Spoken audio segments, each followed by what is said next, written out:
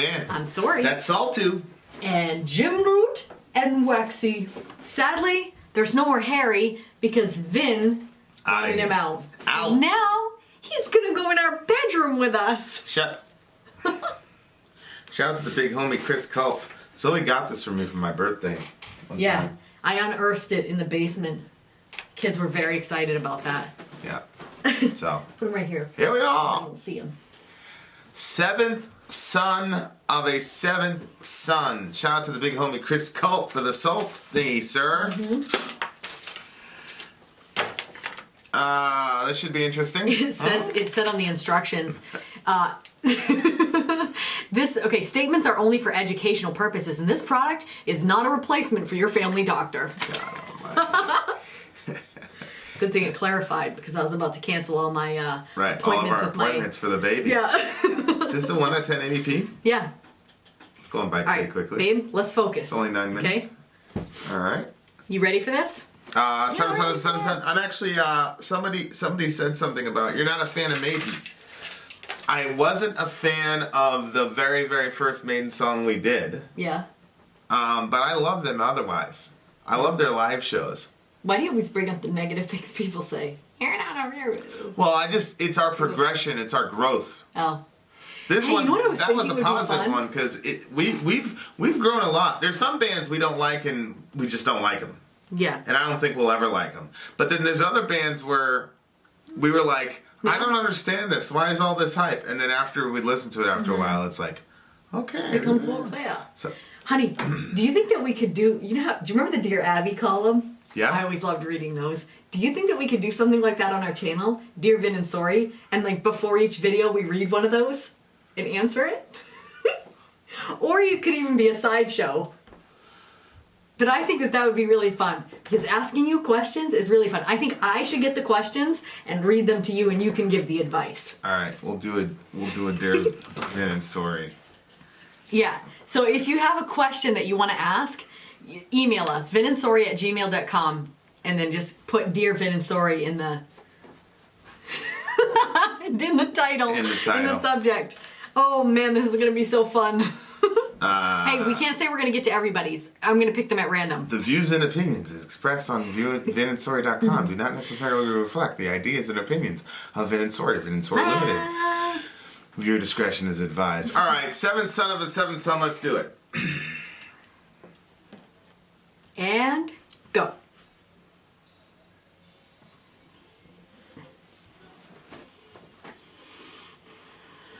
You could get lost in a crowd that big. Chill, homie.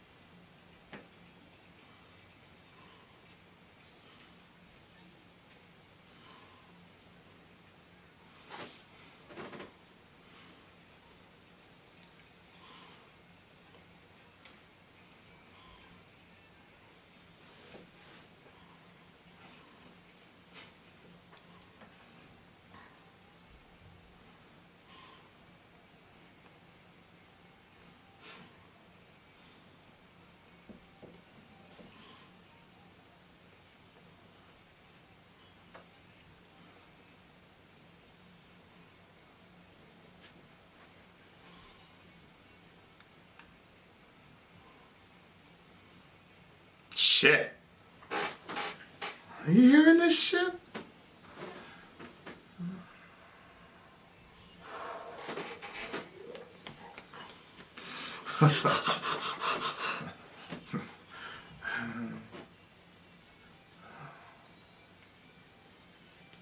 You bowing? Wow. Oh my gosh.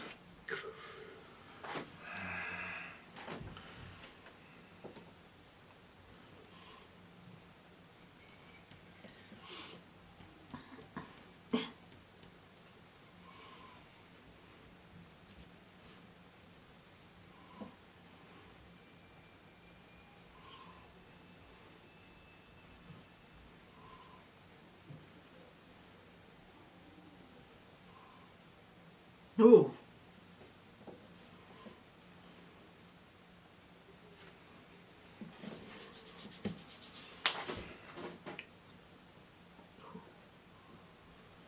Yeah.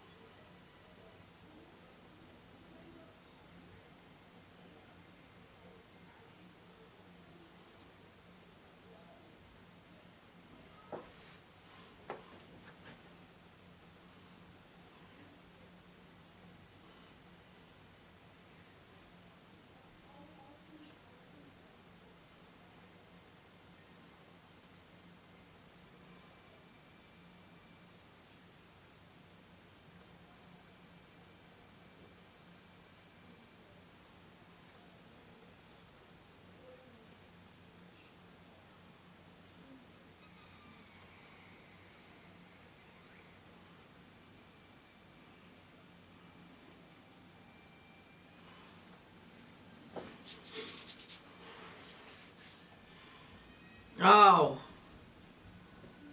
Wow.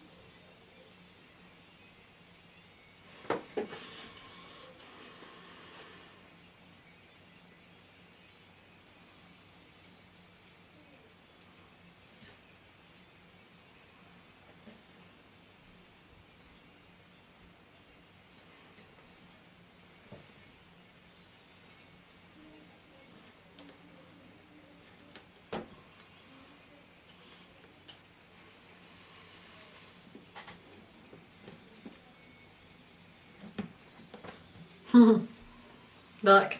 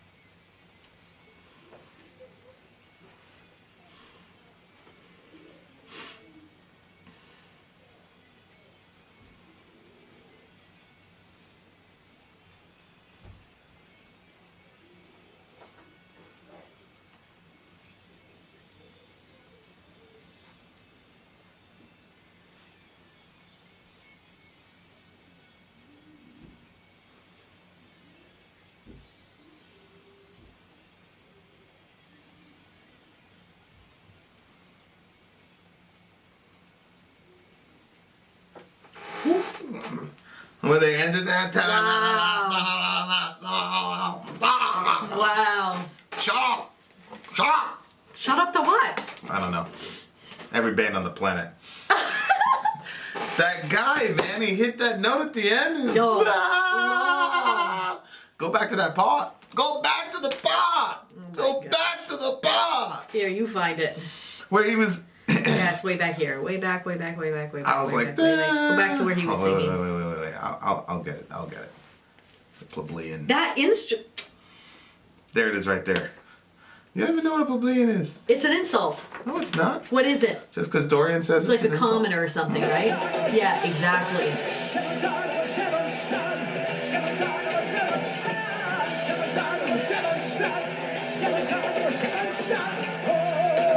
Right here.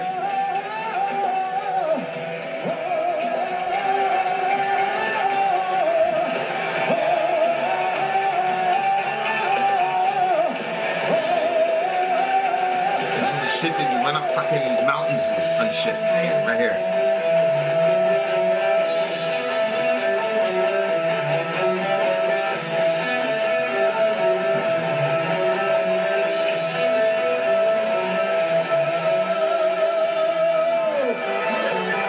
Wow. Yeah. So, Shit. whew, What? so you like it a lot. I love that part. Okay, it's so interesting. The beginning, I didn't. Okay, first of all, that creature in the back with like the with devil, purple man. eyes. It's like, I thought that was somebody's costume. I'm like, that guy is standing so freaking still. And then when they panned back and you could see that it was like this big character, I was like, oh, okay, it's not even a costume at all. But when they first started, I was like, wow, that guy's not even moving. Then when the song started, I was kind of meh with the guy's voice. really? Yeah, the production-y like of it, like it was like a kind of like a musical. It was like a musical. Production-y. Production as far as like, yeah, What do you like feel I like said, it's like too good? no, like like a Broadway production, like that, like a production. Okay. Like it was All right, continue. very so I was like kind of like meh on that, and then like he went off for that long note, which I thought was crazy because he carried it for so long, and then that beautiful middle. I loved the middle. And there was a sound in there that I was like, whoa, it kind of sounded like whales. Were you trying to signal me? Like, were you like saying, what is that? What is that? Was that what you were trying to do? Yeah, I was telling you, listen to that. Yeah. Like, it sounded like whales, almost, in a sense. And then there was that really cool instrument in the corner. Like, I hate to be the person who has to sit and take that thing down. You know? Yeah. That was really cool. And that just, the music in that middle section, it was just, I could listen to that again and again and again. And then when it was done, I was like, you know, I was sad that that middle part was done. But then they started in with their guitars, and I was like, sad a little bit at first, but then I was like good with it. Like they started going in on them, and I was like, oh, okay, There's good for you guys. Yeah. Development. Yeah. So I really enjoyed the song. There was like some goosebumpy parts for me too, which I signaled you guys. Yeah. Yeah, this one was super secretive. Seven Son of a Seven Son. Yeah, that part to me was just crazy. Because, you know, sometimes I'm like, oh, Maynard, you know, he'll hit this, you know, whatever, these long runs. And I'm like, you know, do that shit live, my guy. Yeah. I just imagine, like, what must it be like, just now you get to think, like, what must it be like to be there? Yeah. And what must it be like to, like, have, like, you know, because if you're a Maiden fan, you know that these parts are coming. Oh, I know, yeah. And you're, like, right there, and you're seeing the guys that you listen to on a CD play it. Yep. It's like, whoa. That's, like... Oh, yeah. That's when a we were at the crazy Neil show and there was, like, different parts when we knew something was coming, it was really exciting. Yeah. Now, I didn't know that at one point that Tim was going to play his violin at the same time as singing. Mm-hmm. I missed that part. I don't know if he did. What song was that? Colossal. Divine Colossus? Yeah. They said that he did that, or he was supposed to do that on that. So anyway, that's not what we're reviewing right now. But I can totally see how, yeah, when you know these parts are coming, and you're like wicked pumped for it, and then they start, you're like, yeah. And they pull it off. I've been to shows where bands have, you know the part's coming, and it's a disaster. Really? Oh, yeah. Can you say? Like, no, I'm not going to say. After this show, will you tell me? I really want to know. I'll tell you after this, but yeah. Oh, It's been times wow, when it's that's been like, terrible. Yeah. Did they know it was terrible? I'm pretty sure. They knew. Because there was a band that went on after them, and the band just devoured the stage. Like, you know. See, like, when I But again, some of it has to do with, you know, how much money you can put into your equipment. Some of it is equipment. Some of it is just plain old proficiency. I mean, some people are just good no matter what. Right. Like, I got an Ibanez amp for my birthday when I first got a guitar. Mm-hmm. And it's like, you know, it's usually Mesa Boogie or Orange or something like that. Those are like the upper... No, it's a little dinky little... Yeah. You know, but I was just starting out. Right. You take Benji from Neo, yeah, and he could still make that shit sound like fucking, yeah, you know... Yeah. You know, so some of it is equipment, some of it is just plain proficiency. And, you know, I came up during the nu metal era, and nu metal was not about proficiency at all. Yeah. It was just, hey, you! Can you wear hip-hop clothes? Hmm? Can you down tune? Can you grow your hair out the dreads? Well, You're on! You're in. But these guys, I mean, you know, these guys are just excellent musicians, and they understand that they're showmen. They understand that people are coming for a show. Yeah. And that's what I was saying at the beginning. Like, what was up with the hair, though? I have no idea. I don't think that's cool. The cowlick thing or whatever, is that yeah, they you know call what it reminded me of? A widow's peak. Except yeah, I don't know what was going on there, I'm not vibing with that. Well, I figure there's some cultural signal There's gotta there be that something we're that we're missing. You know, so it's like, all right. So to us, it just looks really bizarre. Yeah, so that's strange to me. But the show was just great, and the instrumentation was like, it's like, man, how do you not miss a note? How do you not, you know, this? Yeah, there was a lot that went into that. Yeah. It's just, these guys are, you know, there's some people God's like, all right, that guy's gonna be a guitarist. Done. Yeah. Done. Yeah, I love that middle section. Woo! Yeah, you kind of feel like I see this all the time every time I listen to these old school bands, but especially Maiden. It's like when I was coming up, Maiden was around, but that I just didn't know. Yeah. And I'm sure Maiden came to New York. Mm-hmm. I'm sure Maiden came to New York. So it's one of those things where it's like, man, like if I would have known, you know, I would have been able to go to a Maiden show and really experience that. Like, because Metallica went, I saw Metallica, and Metallica are definitely like, they put on a good show per se, but like, per se? It was like, you're kidding me. Well, like, instrumental wise, yes, but like aesthetically and atmospheric wise, it was like the force of it was like it's Metallica. That was the force of it. Yeah. Whereas these guys, it's like you could tell they go out of their way. Like we're gonna go all out, and you're gonna know that you saw the fireworks at the end. That was going along with the. It's somebody has to have that planned right out. It was very similar to the Nightwish thing and the Greatest Show on Earth thing. Yeah. And it was just like you knew that you were, you know, unless you see them again, you're not gonna have the experience you had for another 365 days. You know, it's like that's it, forget it. So like this, that's just to me, that's like the next level of a band if they can do that, and they have that awareness of themselves. And you know, there's some bands where like the content just won't allow it. Like new metal at the time, like the content just wouldn't allow it. Right. There wasn't a lot of major themes in new metal other than generally your own personal, you know, whatever. This stuff is like branching out to fantasy and all that. So this is, you know they said seventh son of a seventh son 8 times. I would have thought for sure that they would have done it 7 times. But, you know, it's 4/4. You know, so right. So you gotta you gotta do it 8 times. But there's something you could have put in there. Yeah, you could have put in a or something like that. Yeah. Whatever. Respect. Here they stand, bro. You know what's interesting? So obviously this is about some messianic figure. Yeah. And he's the 7th son of a 7th son. Yeah.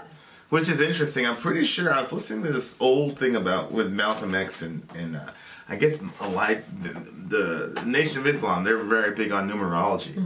I guess Elijah Muhammad was like the 7th child of a 7th whatever. Like there was a bunch of 7s. Really? Yeah. So Elijah Muhammad was the guy who taught Malcolm X, who taught Louis Farrakhan, whatever. But like, it's just very interesting. Like, you know, so there's that numerology, and of course you have Enoch. You know, Enoch is the 7th from Adam. Yes. And then God takes. So Enoch is like this. There's a genealogy in Genesis chapter 5. Is that, you know, Adam gave birth to Abel and Seth, because Cain killed Abel, and then Seth gave birth to that. And then you count, and then you get to the 7th one, and it's Enoch, and then Enoch goes up to heaven because God took him, and there's all this like intertestamental literature about Enoch because he's this very, very special character. What's interesting is in the pagan literature at the time, around the same time that the Old Testament was written, there was this king list. And there were these lists of kings, and then the 7th king was like basically like a divine figure. Oh, really? Yeah, it was actually written before Genesis was written. Oh, really? So yeah, and the king list follows pretty close to the genealogy in Genesis 5. Oh, interesting. Yeah. So was that on that thing you were gonna show me? Yeah, but you fell asleep. But it was 4 a.m. What the hell? Actually, I think it was 5 a.m.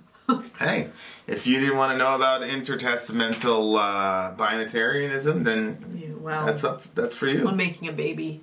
You want to catch me on that? Catch me at 2 p.m. Let's have an ignorant baby who doesn't know anything about intertestamental binitarianism. It's fine. But anyway, so my point is like the idea of a 7th son is actually like, I'm sure that this is based on some. Yeah. This is probably a concept record again. I thought this was talking about aliens. What?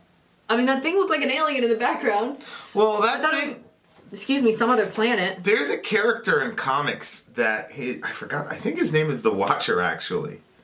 He's this bald guy. Are you serious? And he looks at everything that's going on. And I think he's in the Marvel universe, but he looks at everything that's going on, and he knows like all the. Is he good or bad? He's neither. He just looks. How can you be neither? He's just an observer. That's really creepy. He's just an observer, and he just looks so like super. He's watching Superman and all these. What people, is he doing? Spider-Man. Taking notes? He just watches and says, "Hey, you know, whatever." Hey, what? Hey, look at this. Blah blah blah. I think his name is the Watcher. I'm not sure, but okay. He's bald. All I know is that he was bald, but it's such an interesting character. So this thing, whatever he was, looked to me like a Watcher character, because didn't he have like a quill or something like that? Yes, there was a quill. Yeah, so he's like watching and like, you know. It looks like. And there's like the Earth, right? Yeah, he's it looked got like the Earth. in his lap. But then that thing almost kind of looked like an eye in the middle. Yeah, I think he's got the Earth in his lap, and I think there's like some, you know, watch to progress he'll make, the good and evil, which path he'll take, you know, both of them trying to manipulate. So there's people trying to figure out, you know, whatever. The evil wants him, the good wants him. Well, of course, it's very interesting to me because either they came up with this as a concept record, like they created this whole thing, yeah, or this is written off of like a previous book series or whatever. And what's interesting, obviously, it appears that this guy dies because the 8th song is "The Good Die Young." Only the good die young. Only the good die young, which means that So then he became good? I'm assuming that he took the right path, but that he died. Which, you know, I always say there's only like 2 or 3 stories in the world. Mm-hmm. It's the same So you've got this chosen person who is, you know, who has these powers that can do whatever, who's supposed to redeem the world, and then he chooses a path of good, and then he dies. Yep. You know, which I'm assuming his death is probably going to be redemptive. Well, where did you hear? Where'd you hear that story before? Here they stand, brothers them all the sons divided they fall. Interesting. Here wait the birth of the Son, the 7th, the heavenly, the chosen. Well, that beginning part like reminds me of Babel. Like they were all brothers before, and then when they went to Babel divided them all. Divided. And it was like the fall, and then They'd fall. They would fall if they were divided. Yeah. Here the birth from an unbroken line, born the healer, the 7th his time, unknowingly blessed and his life unfolds, slowly unveiling the power he holds. Then they watch the progress he made to good and evil. Which one will he take? Both of them trying to manipulate to use his powers before it's too late. You know what's interesting is the you see that, you know, like Mary trying to get Jesus to use his powers with to do her friends a solid. Like, yo, Jesus, you know. Right? So, and Augustine was basically saying that Mary basically overstepped her boundaries due to her pride or whatever. Due to her pride? Yeah. It's like, hey, my son knows how to do this shit. I know that it's weird, but it's very hard for me to think of her being prideful. Who, Mary? Yes, I know that she wasn't sinless, but... Why is that weird? I know that she wasn't sinless, but there's still part of me that, like, I think it's the Catholic background, that I think there's part of me that's like, well, I don't know if you should say that she was prideful. Blessed Mother. I don't know. You know what I'm saying? The Blessed Mother had needed a savior just like everybody else. Yes, I know that, but at the same time, I'm not sure, like, there's just some things that I feel uncomfortable with. It's an interesting line. I've never heard of anybody saying that she was prideful or that she did anything wrong. And it's weird because I didn't grow up Catholic. I mean, like, I was like 3 when my parents left the Catholic Church. So, like, you would think that I would be fine with saying, of course Mary had sin. Like, I think that she did, but nobody ever talked about it. Well, Augustine did, and he said that she was prideful. I mean, I guess everybody's prideful. She had an inside track. So she's like, hey, Jesus. So Jesus says, what does it have to do with me and you? Yeah, but if, like, let's say Dorian made it to the NFL, and I wanted, like, I don't know, the football or something. I wouldn't feel like it was pride if I was like, Dorian, give me that football, man. Like, you just know that you have the inside track because you do. Well, yeah, but I think there's a theme in the Gospel of John, like, in chapter 7 when his brothers were like, you know, you're doing all this shit, go show yourself to the world. And John, in his narration, says, for not even his own brothers believed in him. Yeah. So the desire to just do all these fantastical things out in public in the Gospel of John is actually a sign of unbelief. Mm-hmm. So she's trying to get him to basically take over the show. Oh, there's no thing, and then here comes Jesus. He does this crazy miracle. Well, I didn't know you had the power to do that shit. So he ends up doing it, but he does it in private. Only his disciples and the people that were actually carrying the water jugs understood what he was doing. Yeah. The whole water and the wine thing, but I think she was trying to get him to do some fantastical public miracle. Oh. So that everybody would be like, oh, wow, your son just pulled off. And she'd be like, yeah, you know, he's the Messiah. That's why he says, woman, what does this have to do with me and you? What is this between me and you? Like, I have nothing to do with this. He's like, my time hasn't come. She was trying to push forward the timeline. So if she would have known what that meant, you know, that the start of his ministry would bring the inevitable end, which would be his death. Which I don't think that she would want to push that up. She would have said, chill, you don't have to heal that person. Yeah, she didn't Leave know that guy, he's a sinner. But that's the thing. That's where the pride comes in. Like, ooh, you're the mom of the Messiah. You know, like, and the thing is, it's no higher regard. Plus, babe, you got to think about, because you know how everybody was looking at her like basically like she was a slut. Right. So here it is. Here's my bastard son, and he's doing miracles. I can see. So fuck all of you. Yeah. Oh yeah, I can completely understand that. She I never thought of that angle before. Yeah. I mean, she'd have wanted to have some, you know. Yeah. Okay, I don't blame her. Well, yeah. I'm not saying that it's good, but I don't blame her. Well, like when you know inside that you're right and everybody thinks that you're wrong, and then to be able to be like, yeah. I mean, the best thing to do would be to get to the point where you don't care. yes, I know, babe, but And the rest of us that are human and not made of steel. So Mary's trying to manipulate his brothers, and so Mary in John 2 is trying to manipulate. The brothers in John 7 are trying to manipulate. The devil tries to manipulate him in the wilderness, trying to get him to use his powers for himself.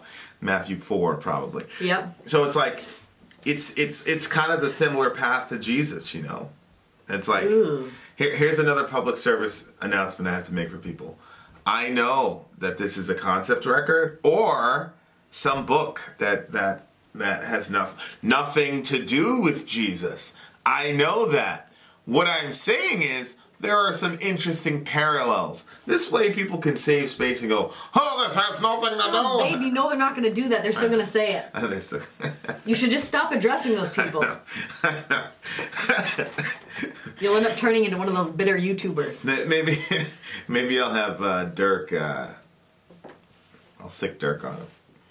Shout out to the big homie. Dirk on him? He texted me today. He's like, hey, he said, I guess people are saying that you guys pay me to. I wish we were making enough money to be able to do that. No, I wouldn't do that. I wouldn't pay somebody to Well, there's some people run security. There's some people that should be paid. There are some people that should be paid. But I'm saying I wouldn't pay somebody to run security in our comment section. But there are some people that should be paid. So it's interesting. It's like he follows the path, you know, and he becomes later on. I'm assuming he becomes good. But what happens after he dies? Right. Is that it? That's the end of the story. Son. Yeah, this is good. Yeah, You have my vote. I'd always think to myself, like, because I'd hear things like, oh, this band, like Iced Earth. I had a friend that was into Iced Earth, and it was like, that's that guy with the red hair that was really into his music. yeah, but it was like a lot of it was about fantasy and or like Dante's Inferno, and I always used to think to myself, like, how can you emotionally connect to like a fantasy song? Like, who cares? But the musicianship is so inspiring that you get caught up in the world of it. You know, Yeah, whereas I think that's the idea. with new metal, that's not the emphasis is not on like virtuoso musicianship. It's about, you know, your problems, and you know, it's very internally focused. So everything is raw. Yeah. Everything is raw and It's stripped kind of nice down. to have some variation, actually. Yeah. If I could have told myself, well, there's a lot of things I'd have told my younger self. Yeah. But, you know, that would have been one of the things, like, you know, diversify your musical portfolio, because I could add a lot of good times, a lot of good memories back then. But anyway, who knows? Inshallah, maybe we'll be able to do a Maine song. I think that God wanted you to probably save some of them to experience with me. Sure. What do you give the song? A 10. It's a strong 9. It's a strong 9. It's a 10. I love that. That middle part. Now it was gonna get a 7.5 because I really didn't like the singing at the beginning. But once I heard that middle piece, I was like, whoop! That bumped it up. Yeah. It's a 9 for me. Vin out. Sorry out. Gone.